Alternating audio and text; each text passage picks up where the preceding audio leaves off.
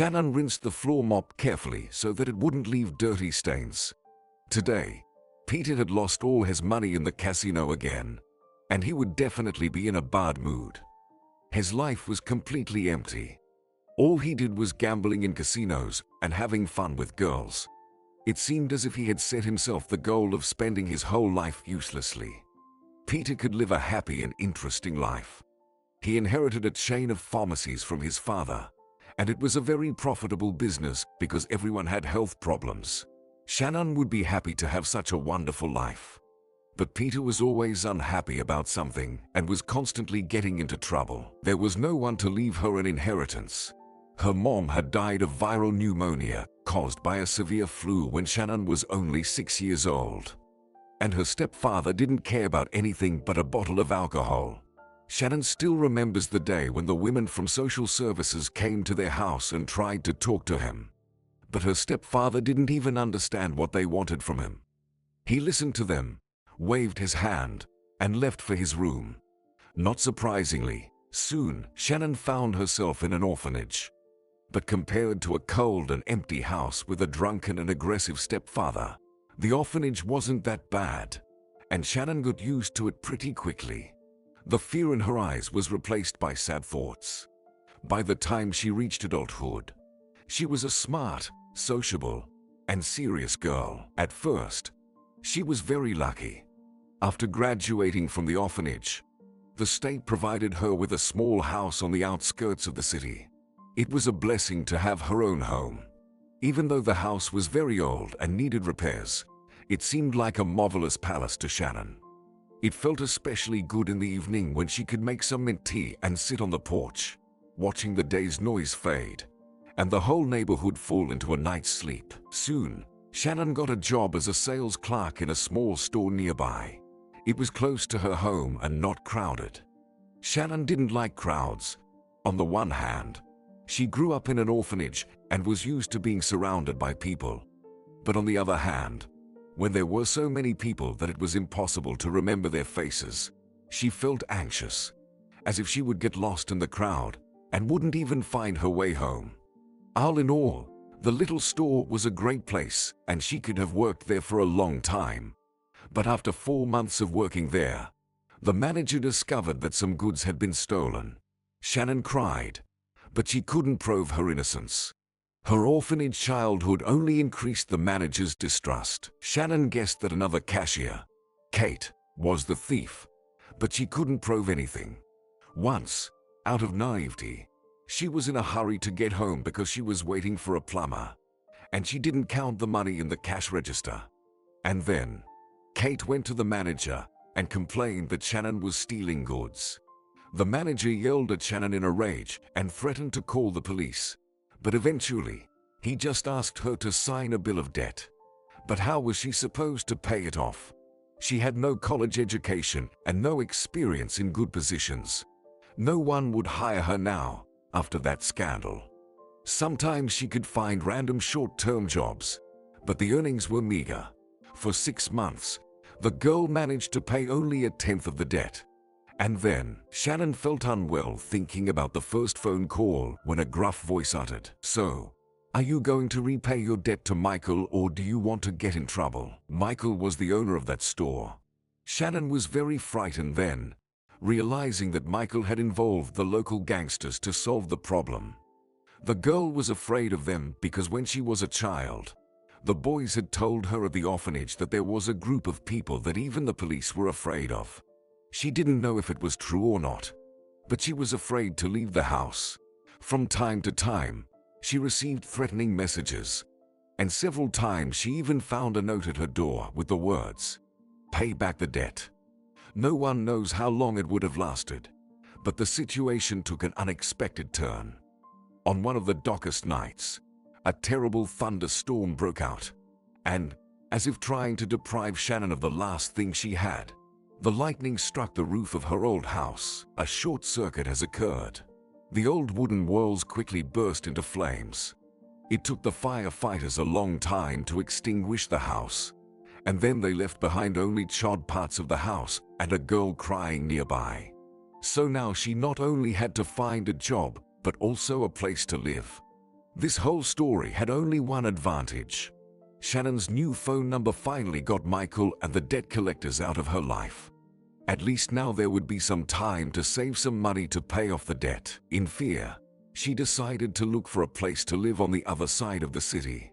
Luckily, she quickly found a place to live. A kind old lady, Mrs. Duncan, rented out a room in her house. They quickly became friends, and sometimes Shannon felt as if she had found the grandmother she had lacked when she was a child. Deep in her heart, she hoped that the job issue would be solved just as miraculously. But miracles only happen if you don't expect them at all. Shannon went to many job interviews but was rejected everywhere. On one of those useless days, she wandered into a pharmacy, more expecting a glass of water than a job. Suddenly, a young red-haired man peered out from behind the counter and said, "Hi, are you looking for a job? I'd be happy to hire such a beautiful girl. Our cleaning lady has just quit. Are you interested in that position? Later, we'll find a better position for you." It was Peter, the owner of a pharmacy chain. As it turned out later, he loved women and all kinds of life's pleasures. But Shannon didn't know that yet and was happy to have a friendly boss, a fixed income, and the prospect of career development. The next day, she met the two pharmacists, Annie and Stacy, pretty but arrogant girls. The communication wasn't friendly at all. Both girls considered themselves better than Shannon in everything. But compared to Kate, the debt to Michael and the burned-down house, it wasn't a problem. Besides, Peter had promised Shannon another position. Shannon diligently scrubbed the floor every day and waited for positive changes. Peter stopped by the pharmacy from time to time, smiled at Annie and Stacy, and brought Shannon some small gift, chocolate or a bouquet of flowers, took her by the hand, looked into her eyes, and left again. But he never mentioned another position again. "Do you like Peter? Or maybe he likes you?" Annie said, looking at another bouquet. "No," Shannon objected, clutching the flowers to her. "Peter is just a wonderful and kind man. He gave me a job at the hardest time in my life, and even promised me a better position soon." "A better position?" Annie laughed. "And you believe that? Are you really that naive, or are you just pretending? What better position? There aren't many positions here: pharmacist, accountant, and sales manager. Each of those positions requires a special education." "What kind of education do you have?" "High school," Shannon answered confusedly. "Well, then you have only one option: to become the next girlfriend of this womanizer. But he'll get bored of you quickly. Do you understand?" Shannon's eyes filled with tears, and she walked away, not even noticing that she had dropped the flowers. The next time she saw Peter's car pull up in front of the pharmacy, Shannon ran outside, so she could talk to the man without any witnesses. The pharmacy owner got excited, taking it as an expression of affection. But Shannon wanted to talk about a different topic. "Peter, please tell me, is it true that I can get another position here? Or did you just want to cheer me up then? I'm not asking for a promotion today, but I need to understand what is possible for me and what isn't." "Another position?" Peter was in no mood to talk about a job. "You don't like your job, but I can only hire someone with a college degree as a pharmacist. But you know, actually, your life could really be much better in your spare time." He tried to put his arm around Shannon's waist. Shannon pulled away, turned around without saying a word, and quickly walked back to the pharmacy. This time, Annie had told the truth. Shannon was returning from work in a terrible mood. Suddenly, a faint but insistent squeak came from the garbage can. Shannon slowed down and, obeying some inner instinct, walked over and looked into the garbage can. There was a cardboard box, tightly bound with duct tape. The squeak was coming from this box. "I can't believe it. People have thrown away their pet, knowing that it will surely die here." Sadness was instantly replaced by anger. The girl began to tear the box, letting the captive out. The prisoner turned out to be a little black kitten. He was standing on trembling paws, looking at his rescuer as if trying to understand if his luck had ended or not. Shannon stroked the kitten's soft fur and realized she couldn't let him out of her arms. "Well, I have found you in a box, so that's what I'm going to call you from now on." Shannon laughed. But what Mrs. Duncan would say? What if she won't let Shannon bring a kitten into the house? The elderly lady was a little surprised, but after hearing the story of Box's rescue, she went to the kitchen to find some food for a poor animal. Little Box ate the sausage with gusto and fell asleep in Shannon's arms. For some reason, the girl felt so calm and comfortable and fell into a deep sleep, cradling her new friend gently in her arms. The situation really improved a bit. Peter stopped bringing Shannon flowers and chocolates. Annie and Stacy also relaxed and even got used to Shannon. And now a little kitten was always waiting for the girl at home. However, the pharmacy business was on the verge of bankruptcy. One day, walking out of the pharmacy, Peter suddenly said, "Most likely, I will have to sell this pharmacy. Therefore, try to find a new job while you still have time." The girls looked at each other. Stacy was the first to comment on the situation. "We have nothing to worry about. Pharmacists and cleaners are not important positions.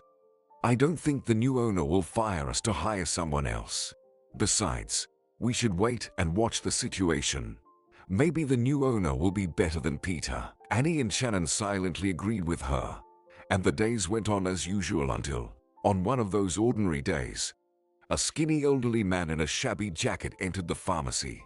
He asked if there was a medicine he needed and, having received an affirmative answer, began to look through his pockets for money. The search was unsuccessful, and the elderly man looked confusedly at the girls. "Girls, help me, I beg you. I left my wallet at home. Please give me the medicine, and I will bring you the money in a couple of hours. I urgently need to go to the train station to meet my son, but I feel dizzy. I can leave my watch or anything else as collateral. I really need to get to the train station. I haven't seen my son for years." "Grandpa, we can't give you the medicine for free, and we don't need your watch either." Annie was adamant. The elderly man turned to Stacy, but she defiantly worked away. Only Shannon felt sorry for Grandpa.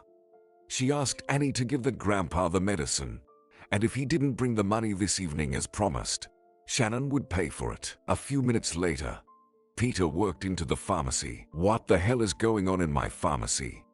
Who gave you the right to give me the medication for free?" he yelled at Shannon. But the poor grandpa felt unwell. "If he doesn't bring the money, I'll pay for everything." But Peter didn't want to hear any excuses. After telling Shannon that she was fired, he walked away, continuing to insult the girl. Shannon slowly went to pack her belongings, not believing that this monstrous injustice had happened to her. When she was on her way to the exit, the same elderly man entered the pharmacy, accompanied by a young handsome man in a beige suit. "Look, son, here she is, my savior. If it hadn't been for this girl, I wouldn't have made it to the train station." The old man handed Shannon the crumpled banknotes with trembling hands. "You're welcome." She lowered her eyes. "Give the money to the cashier. But I no longer work in this pharmacy." "But who fired you?" the old man's son suddenly asked. "Peter, our boss," Shannon replied. "Well, he's almost your former boss." The man objected. "I gave him the down payment for this pharmacy, and tomorrow we'll sign all the papers, and I'll become the new owner of this pharmacy. So, today you can really go home. But tomorrow, please go back to work. And please accept my sincere gratitude for taking care of my father." Shannon looked at the man in surprise, not believing what she was hearing. Annie and Stacy looked at the grandpa angrily, as if he was guilty of something. The grandpa was smiling naively, but his son was very serious. Finally, Shannon found the strength to nod her head. The man smiled, stood aside slightly, and the girl stepped out onto the porch, squinting in the bright rays of the sun. She hurried home to tell Mrs. Duncan everything. The next day, Shannon came to work and discovered that the pharmacy was undergoing a global change. Arrogant Annie and Stacy had been replaced by two new girls, Daisy and Haley. They were very different. Daisy was tall and stern, while Haley was a chubby and friendly girl. But Shannon quickly made friends with both of them. But the miracles were not over. In the evening, the new owner of the pharmacy, Henry, arrived and suggested Shannon to go to the central office. Shannon walked timidly through the corridors and was completely confused in the office, hesitating to take a seat in the leather armchair behind the polished desk. "Have a seat. Don't be shy," Henry encouraged her. "I would like to get to know you better. All I know so far is that your name is Shannon. You are a decent and selfless person. Please tell me about yourself. I plan to completely change the HR policy at the pharmacy chain." Shannon felt embarrassed. She had never told her life story to a stranger before. Henry didn't rush her. Shannon sighed and began to tell her unhappy story. Without even noticing, she told her new boss everything about the debt for the stolen goods, the burned house, Mrs. Duncan, and her cute kitten. When she had finished, Henry remained silent for some time, and then he said, "Everything you have told me is a vivid example of how life failures often help people to become decent, honest, and kind no matter what. Shannon, let's do the following. I need a person who would control and analyze sales turnover in pharmacies and give me accurate information. You are a decent person. I think I can trust you. But there is one condition. Such work requires specialized education. You are an orphan, so you can enter the university free of charge, but you will have to study part-time, and it's quite difficult. And one more thing. My lawyer will solve the problem with the debt. They didn't go to the police, and the incident was never officially recorded. Your bill of debt is null and void, especially since they forced you to sign it and threatened you. So, are you ready to do your best to make a drastic change in your life?" "Of course," Shannon exclaimed, unable to believe her happiness. "I'll do my best." "Sounds good," Henry said contentedly. Shannon felt like she was dreaming. The piece of paper on which she was writing her application, her own desk and computer where she would have to work tomorrow, and the beautiful modern office. But the surprises didn't end that day. On her way out of the office, she met Henry's father. "Hello. I'm so glad to see you again. By the way, my name is Andrew," the old man said with a friendly smile. "Hello. I didn't even recognize you at first. You look amazing today." Shannon laughed when she noticed that he was wearing a new gray suit and shirt instead of his old shabby jacket. "Henry told me to buy new clothes," the man said with embarrassment. "He scolded me for not spending the money he sent me and living only on my pension. But times are unreliable now, you know. I thought something might happen to his business. In this case, I'd give him all the money he sent me over the years. I didn't realize he had become so rich now. Well, now your son is back. He's by your side, and everything's going to be fine. Of course, you are good, so sincere and kind. I wish my son had such a wife. He is almost 30 years old, but he has no wife or children. You know, if you don't mind, I'll do my best to make things work out for you and Henry. Come over for dinner tonight. We can all get to know each other better. Will you come?" "Of course, Andrew. Why not?"